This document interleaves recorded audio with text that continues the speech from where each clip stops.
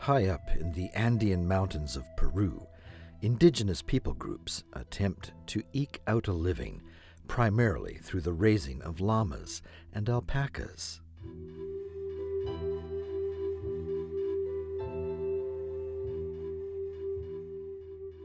Direct descendants of the Inca, the Quechua are dedicated to keeping the traditions, culture, and language of their people alive.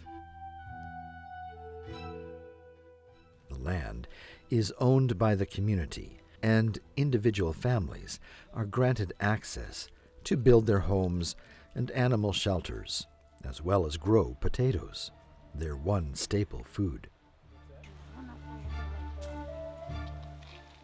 The mountains that surround the small farms provide stunning views. Some of the highest peaks are still covered with pristine glaciers.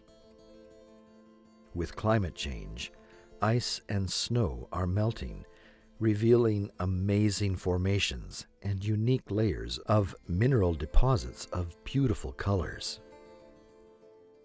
At an altitude of 13,500 feet, the air is thin, the winters are cold, and vegetation is sparse. Small herds of alpacas, needing large areas to feed, range further and further in search of vegetation. Every year, thousands of alpaca are lost to frigid cold temperatures. When deep snows come, it is difficult for them to find enough grass to eat. Their deaths take a serious toll on the household incomes of families living in the shadow of the Andean mountains.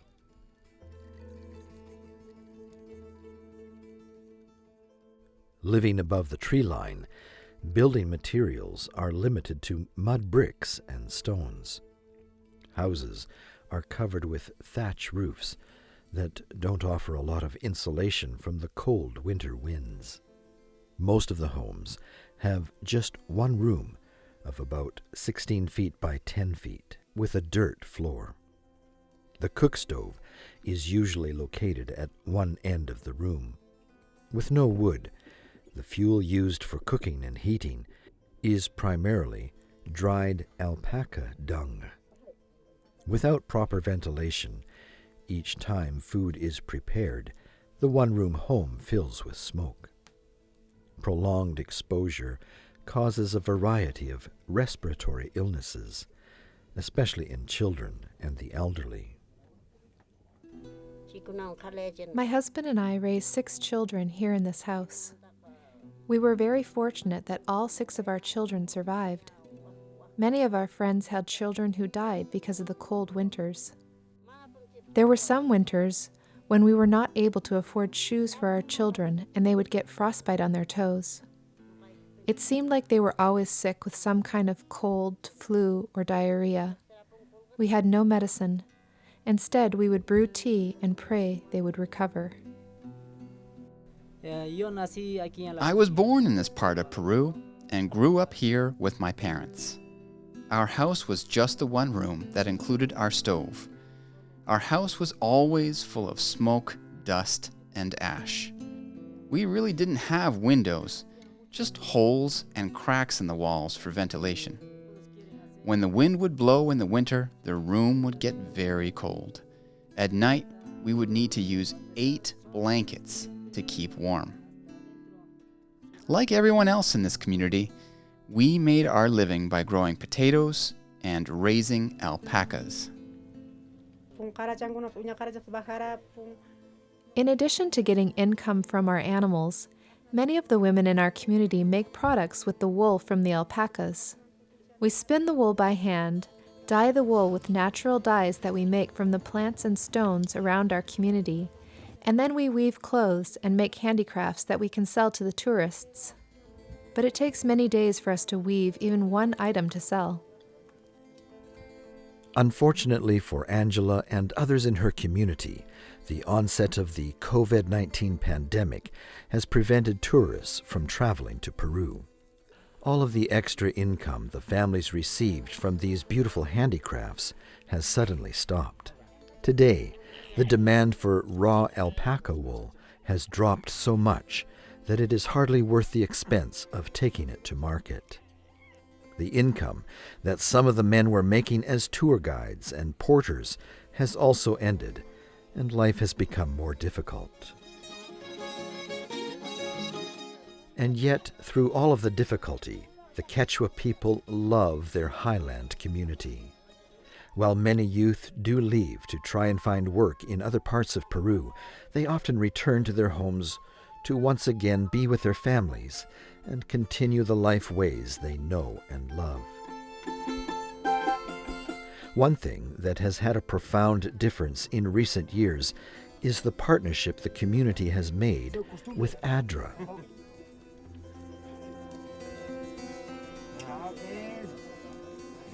Living so high up in the mountains brings many difficulties and challenges. We are always looking for ways that we can improve our lives, but our resources are very limited. We started looking for humanitarian agencies that might help us. Since we are Christian, we prayed that God would send us a Christian organization to help us. Our prayers were answered a couple of years ago when we met people from ADRA. We were so delighted when they agreed to come and work with us to improve our community. But where to start? There were so many needs. After discussing our options, it was decided that the best first step would be to build homes for the people that would be warmer and provide a healthier environment for our children. Whenever ADRA does a project like this, we like to involve the people as much as possible so that in the end, they feel a strong sense of ownership. We had the people make all the mud bricks. They gather all the traditional local material for the roof as well.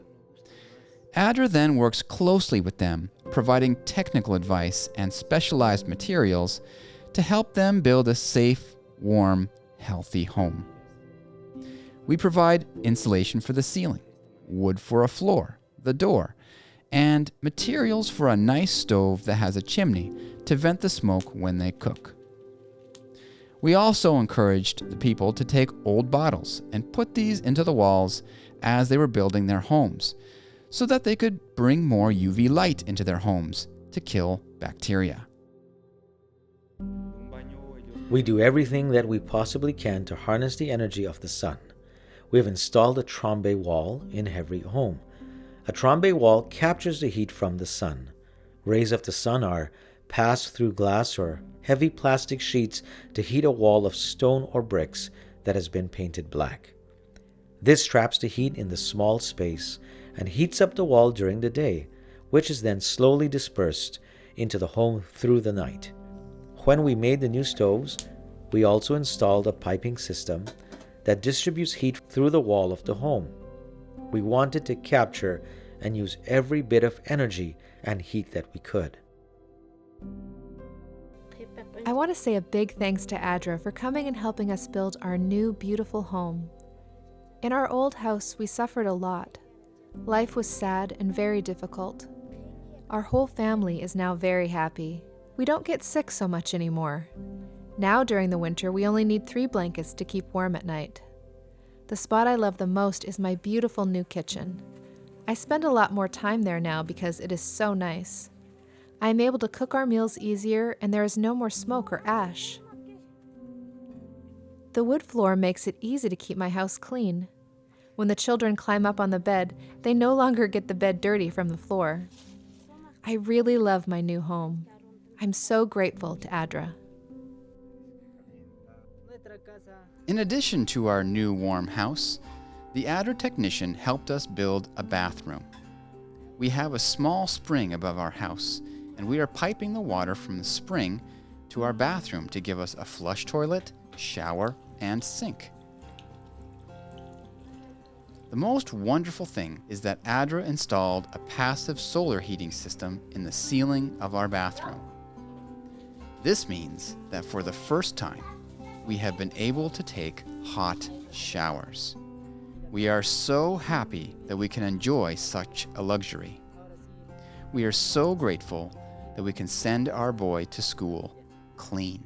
Yo soy ADRA. Before Adra came, our life was very sad. We had many difficulties. Our children were always sick. Our house was small, dark, and very cold. But now, everything has changed.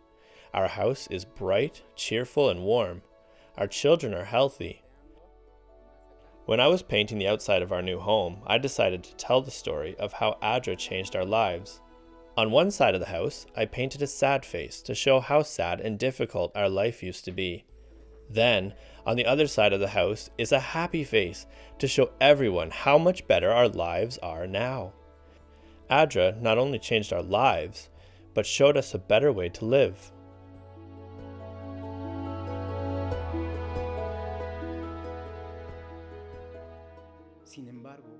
It has been a wonderful experience for me to work with the people of the Chilka community.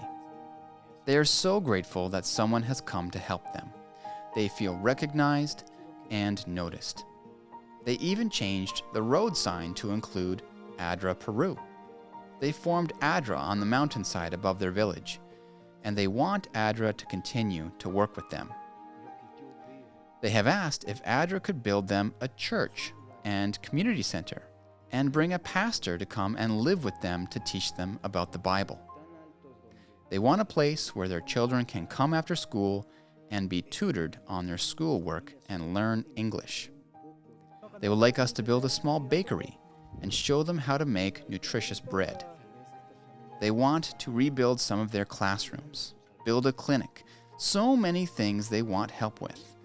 It is so wonderful to work with a community that is eager to improve their lives, and we want to do everything that we can to secure the funding to continue our work here.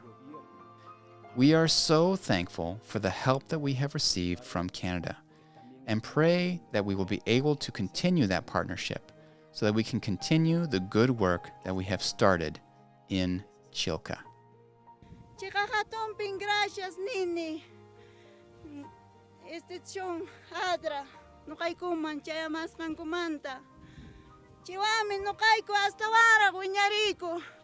Nyampach man puririko wasikupis.